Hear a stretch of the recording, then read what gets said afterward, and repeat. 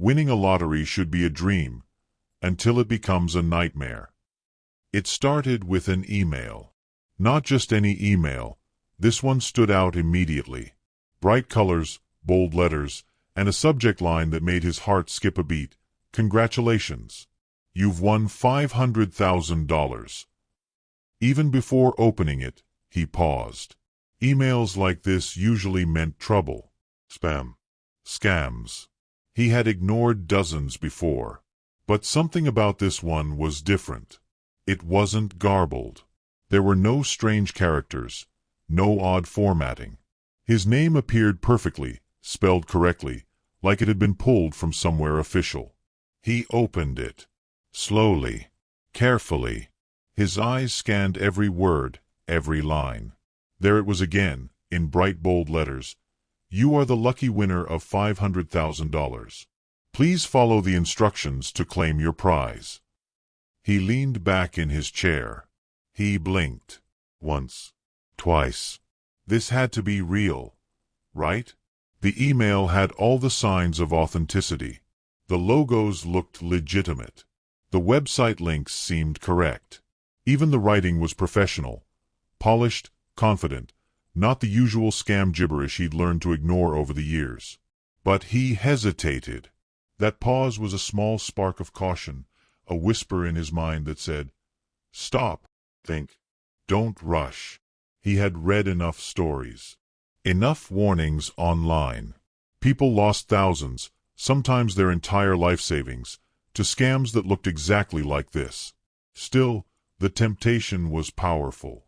$500,000, $500,000, was a sum most people could only dream about.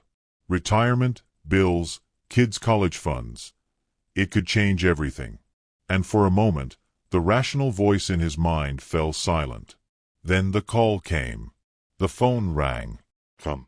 Steady. Polite. He answered, almost reluctantly. "Congratulations," said a professional-sounding voice. "We're calling regarding your lottery winnings. To claim your prize, we just need to verify your account details."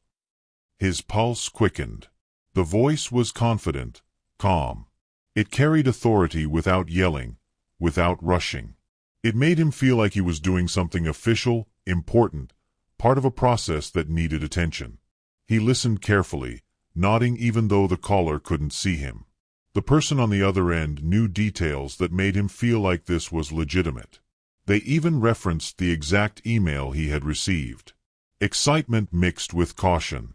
He knew better than to give out personal information. He had been careful his entire life. Smart, meticulous, methodical. He double-checked the website, the email addresses, and even cross-referenced a few details. Nothing looked obviously wrong. The scam was clever, almost invisible. But the thrill, the hope of suddenly having $500,000, began to overpower the caution. The voice on the phone reassured him, telling him this was simply a verification step. Nothing risky. Nothing unusual. "We just need to confirm your account details to deposit the winnings safely," they said. Simple. Normal. Trustworthy. He debated for a few seconds, longer than most would, but eventually, the rational mind gave way to temptation. One click. One transfer. One confirmation. That was all it took. And then, almost instantly, the tension shifted. A small, nagging feeling settled in his chest. He told himself it was normal anxiety. This was a huge amount of money, after all. Any smart person would feel nervous making a transfer of this size, even if it seemed legitimate. Every second felt longer. His heartbeat echoed in his ears. He double-checked the forms, typed in the numbers carefully, even repeated the instructions aloud as he went along. The phone voice continued to guide him patiently, walking him through every step. Come. Professional. Polished. They didn't rush him. They made him feel in control. They made him feel safe. And then it was done. One click, one submission. He exhaled, thinking, "It's over. The money is coming." Relief washed over him in waves. But the excitement quickly turned into unease. He looked at the email again, scrutinizing every word. Something didn't feel right, a subtle detail he couldn't quite place. He checked the website once more. The URL looked correct, but something about it nagged at him. He tried to shake off the feeling, telling himself it was paranoia. After all, the email, the call, the instructions, they all looked real. They had to be real. Minutes later, a sinking feeling grew heavier.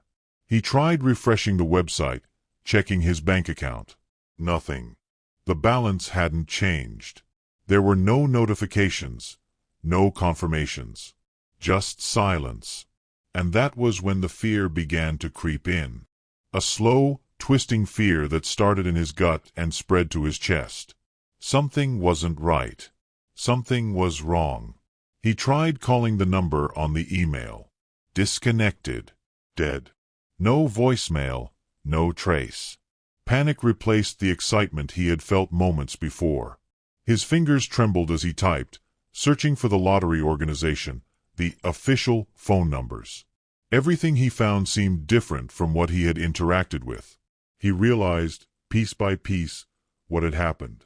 The bright colors, the professional voice, the calm instructions, they were all designed to lure him in, to exploit hope, trust, and the thrill of winning. They had studied him, his habits, his reactions, and every word he had typed or clicked had been captured. The cautious, careful, smart man realized he had been tricked. Not by accident, not by recklessness, but by a scam so well crafted it was nearly invisible. Every step had been calculated to make him believe he was in control, to make him feel safe, to make him act willingly. And in that moment, the horror set in. The money, everything he had hoped to gain, everything he had imagined spending, everything he had planned for his future, was gone. He had given it away, thinking he was claiming it. He sat frozen at his desk, staring at the screen, the emails, the phone, the now empty account in his mind. The thrill had turned to panic. Excitement had turned to despair. Hope had been weaponized against him. It started with an email. Bright, bold, enticing. His name spelled perfectly. A dream that felt real. And one phone call, one click, one transfer, had turned that dream into a nightmare. He followed the instructions. Every single step. Carefully, methodically. His hands trembled slightly as he typed in his bank details. The numbers felt heavy under his fingers, the gravity of the moment pressing down on him. He double-checked, triple-checked, convincing himself that this was all normal, that everything was going according to plan. For a moment, relief washed over him. He told himself that the hardest part was over. He had done exactly what the instructions said. The lottery officials, on the phone, had sounded professional. They had walked him through each step, reassured him, kept him calm. He felt in control. And then, silence. Not the comforting silence of a job well done, or the peaceful quiet of expectation. This was different. Heavy. Tense. A silence that crawled into his chest and settled there. He waited.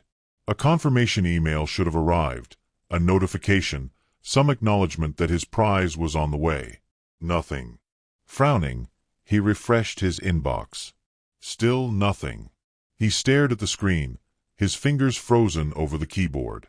The once bright, bold email that had promised a life-changing prize now looked almost sinister. He tried calling the number from the email. Disconnected. Dead.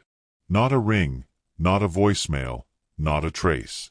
Panic began to creep in, slow and insidious. It started in his stomach, curling up into his chest, making his heart pound. Something wasn't right. Something was very, very wrong. His hand shook as he grabbed his phone again, dialing the official lottery organization from numbers he found online. The line rang, then went to voicemail. The emails he replied to bounced back immediately.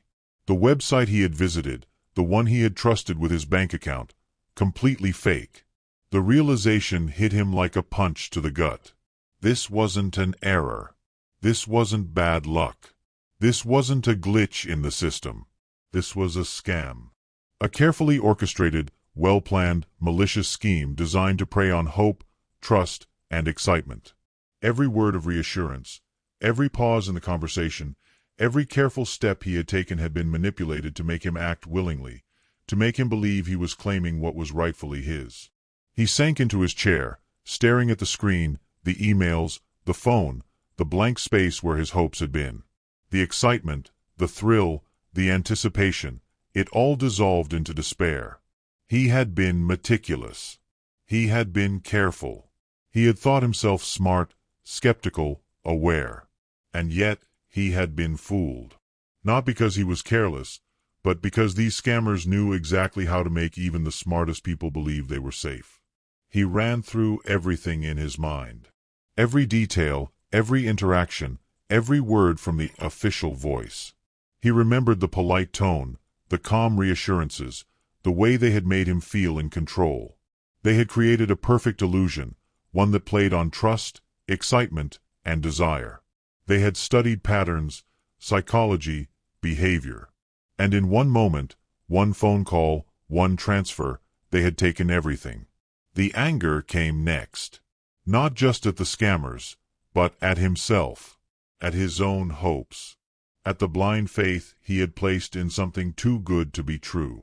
His hands shook as he tried to contact the lottery officials again, frantically searching for any hint, any way to recover what had been stolen. But each attempt ended in the same crushing silence.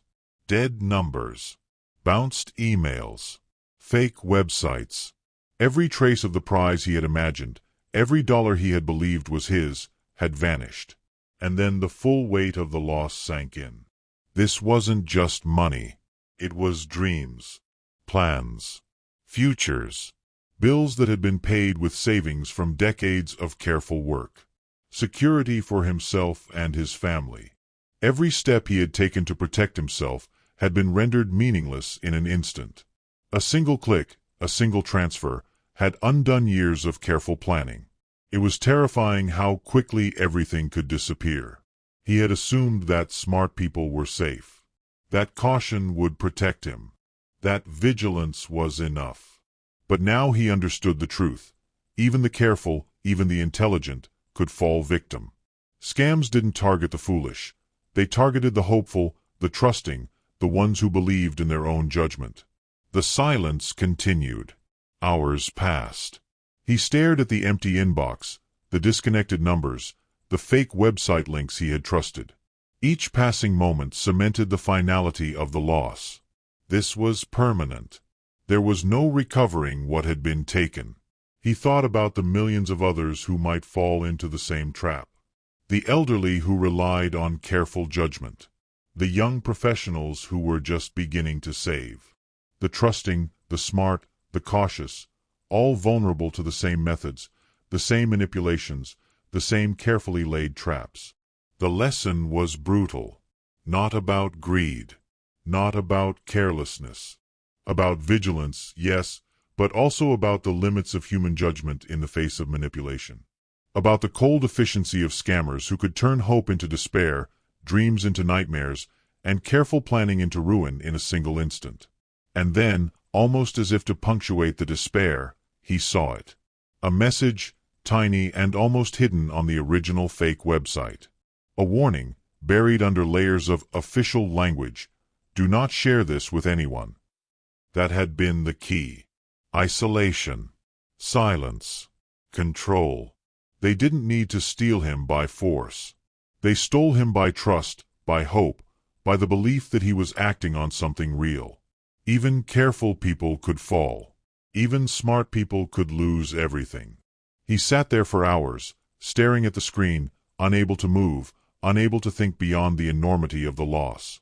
And in that moment, one thought became clear. If a lottery win shows up out of nowhere, if the promise seems too good to be true, if someone asks for your bank information, stop. Verify. Protect yourself. Because sometimes, dreams aren't meant to come true.